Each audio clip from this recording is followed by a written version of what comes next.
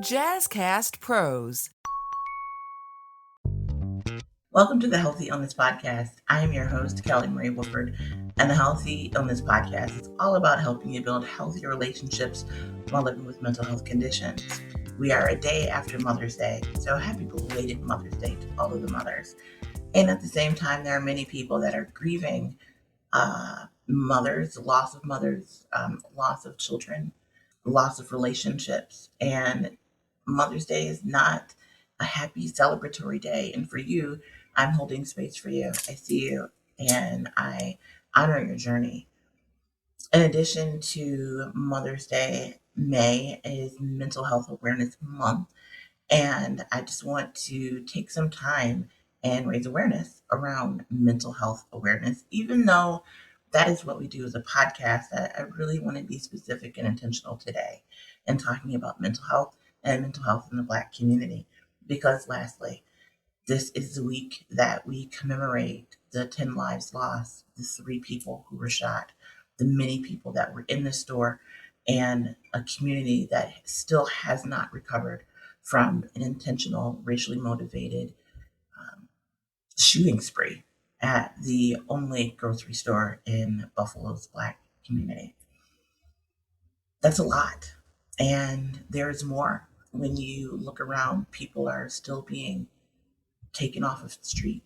Families are losing their homes and are unable to make bill payments like paying rent. Social services and other government programs have been cut back, which has negatively impacted the Black community and other communities of color and all poor people and all people in need. And so here we are sitting at the beginning for our region, the beginning of spring, and it is not a time of hope that springtime usually is.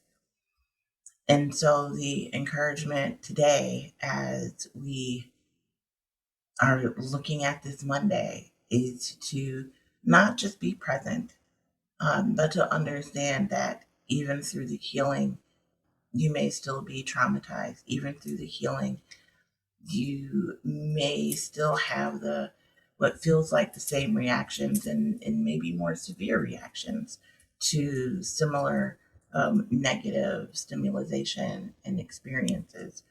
And that is for many, for some, for those that experience it, right? A place that may feel like defeat. And so in today's episode of the Healthy Illness Podcast, I want to hold space for you as well. Mental health is a topic that has gained more momentum in its coverage. We are actually seeing not just conversations around mental health and mental health in the Black community, but also maternal mental health and Black maternal mental health. Mental health of our young people, young Black men are increasing in their usage of guns as weapons of suicide, tools of suicide. Things may seem bleak and they are heavy. And so how do you manage in that space? If you are in a state of emergency, if you're having a mental health crisis, if you need someone to talk to, please dial 988 on your phone, just 988. You can also text 988 on your phone or go to 988 in your browser to speak to a person who has been trained to have what others may deem difficult conversations, but to help you during this time. Those calls are confidential. They are free and they are available to you right now. No matter when you're hearing this podcast, they're available right now. I would like to use our intro as a means of a trigger warning, just to let you know that we are always talking about sensitive topics, but today may be a little more sensitive for you, depending upon your journey, your location, your connection to this area, and to the Black community. It is not lost on me every year that we hold these three awarenesses in focus as we attempt to celebrate our mothers and all of the mom like figures in our lives that something beyond life circumstances. I don't want to go there, but it's that so many people are mourning, and we believe, so many of us, that you cannot experience happiness while you're mourning, that you can't experience joy while you're mourning. And that's not true. More than one thing can be true at a time. And so you may see people that are mourning and grieving that are still laughing and finding joy. It's because grief is a process, mourning is a process, healing is a process. And that process looks different for each person. One of the things that I have committed to here at the Healthy Illness Podcast and at Front Seat Life LLC, the home of the Healthy Illness Podcast, is to make as much of the health and wellness and healing and mental health work free to you. To that end, I have, through Front Seat Life, the home of the Healthy Illness Podcast, endeavored to make the mental health programming free to community members and have created a monthly hour-long mindfulness reset called Mindful AF Awareness and Flow. The goal there, the invitation really, is to gather once a month on the first Monday of every month from 7 to 8 Eastern Standard Time in Zoom, so you don't have to be in Buffalo. You don't have to be in a physical room with me to be present. We meet online and we go through an hour of mindfulness together, of being present, of experiencing mindfulness-based practices that help reset, to help open the door for you to learn more about mindfulness, to provide a space for you to come and be and have a judgment-free space to see if the various mindfulness practices are something that you would like to continue to practice. And so I invite you to join us in that space. Every month, I'm telling you, will be something different, even if it's the same, because we're different. And we will look at practices like focused attention. This past week, we did a lengthy body scan. That was our primary mindfulness practice. And, some of the feedback from the participants included, once they realized how long we were in the mindfulness sit, was that the time didn't seem to be as long as it actually was. That people who ordinarily don't like a body scan didn't mind a body scan on that Monday. Maybe the next time they will, right? And that's okay. We take it as it comes. But it also allows us, if you are in a healthy place of healing or are under the support and care of a mental health professional, it allows you to try an activity without having to do much of anything besides log in. And so you can head over to the Front Seat Life website, frontseatlife.com, to sign up for the next Healthy Illness. To help you sign up, to go over to Front Seat Life website. I'm struggling go over to the Front Seat Life website, which is just frontseatlife.com, and sign up for Mindful AF.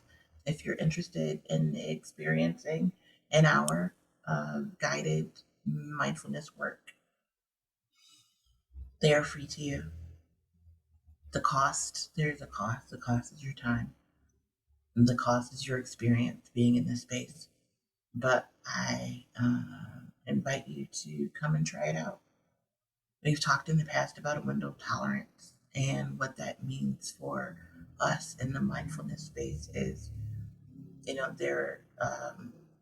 if you envision a window, anything in that window is that you experience is something that is tolerable. It may be pleasant, it may be unpleasant. It may be slightly uncomfortable. It may be plain uncomfortable. It may be comfortable. It may be enjoyable. It may not be, but it's tolerable. And so as we practice mindfulness, the goal is to stay within the window of tolerance. And the more you practice, the larger that window becomes. And I really believe that the research has shown it to be true, that the more you practice mindfulness, whatever the practice is, whether it is a body scan, whether it is focused attention, whether it's guided or unguided, whether it's sitting, whether it's mindful movement, that your window of tolerance grows as you work more in the space. And so that helps you to be able to withstand, move about more in some possibly difficult situations, and difficult by way of mental health, say debits, charges against your mental health, to be able to show up and be present and not run from the pain, but sit in it and sit through it, to not only feel the joy, but to sit in it and sit through it, and to push yourself in that window of tolerance, to push yourself in the window of tolerance, to be able to grow in your mindfulness practice. 1 in 5 adults, 1 in 7 youth, 16, or 1 in 5 adults, 1 in 7 youth, 6 to 17, have experienced a mental health challenge in the last year. That's a lot of people. It's a lot of people just in the United States alone. And we know that the numbers are greater than what's reported. And so as we move together as podcasters together in this space, as mindfulness curators and experiencers in this space, is that we can heal. We know that hope is the key to moving through healing spaces. From healing to healing, there's no I am healed. Is I may be healed from that thing, but it allows me now to heal through this thing.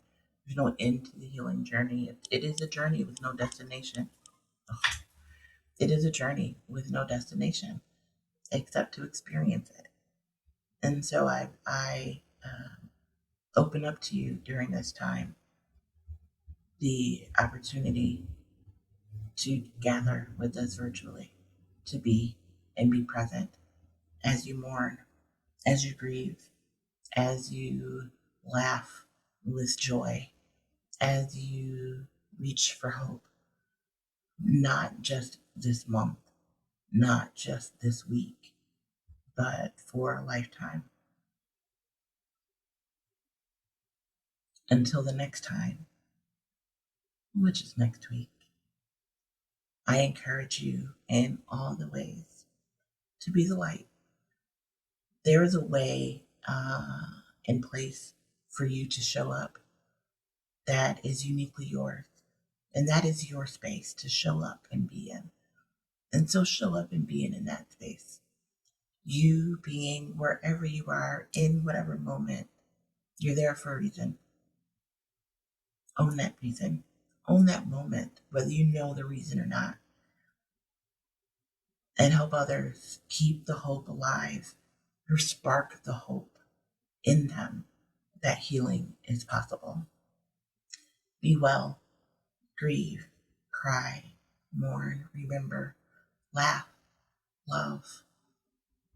Show empathy and compassion for people that are dealing differently than you are in all of the things that may be happening. And remember that you too can, if you choose to be, the light for someone else.